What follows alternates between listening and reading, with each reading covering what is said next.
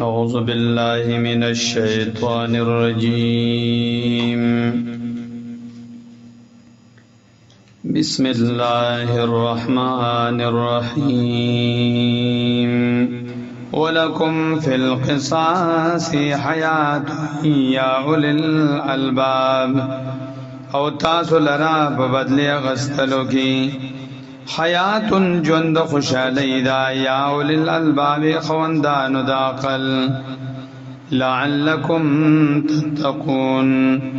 دے دا پارا ستاسو زان بچ کی خلاف دا اللہ نا کتب علیکم اذا حضر احدکم الموت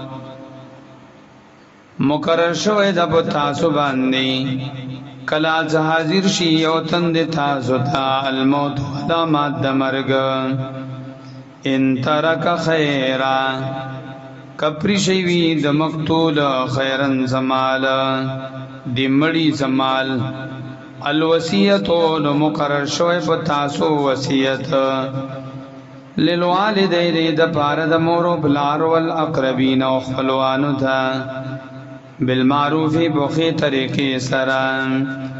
حقا علی المتقین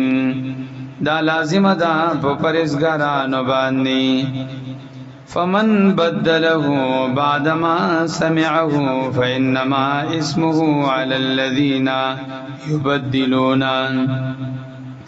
نو چاہتا بدل کا دے وصیت لرا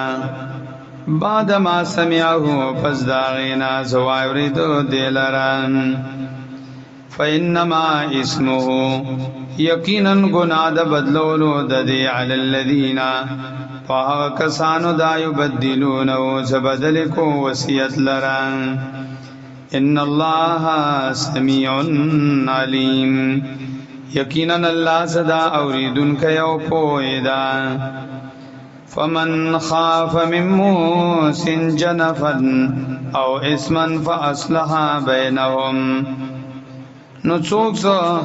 پوی شو من موسن د وصیت کون کینا جنفن د زیاتی او اسما او یا په ګنا باندې فاصلح بینهم نو صلح وکا درست کو اصلاح وکو بینهم بمنز د دوی کی فاصلح اصلاح وکو بینهم بمنز د دوی کی فلا اسم علیه نو نشتا گنا پد باندی ان اللہ غفور رحیم یقینا اللہ صدا بخشن کے مہربان یا ایها الذین آمنوا کتب علیکم الصیام اللہ وی اید ایمان والو کتبا فرض کرے شوئے دا پتا سبانی الصیام و رجی ساتل کما کتب علی الذین من قبلکم لعلکم تتقون لکه څنګه فرض شوی وا کسانو زمخ کې تاسو نو لعلکم تتقون دې د پارا ځان بچ کړئ د خلاف د الله نه ایام معدودات دای سوری زیدی د شمیر فمن کان منکم مریضا نو څوک ویدی تاسو نه مریض بیمار او علا سفرین یا وی په سفر باندې فعدت من ایام اخر نو د باندې شمیر درې زنور ندا وعلى الذين يطيقون په هغه کسانو باندې طاقت نه لري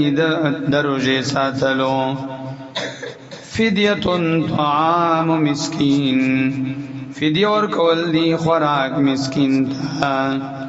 فمن تطوع خیرا فهو خیر الله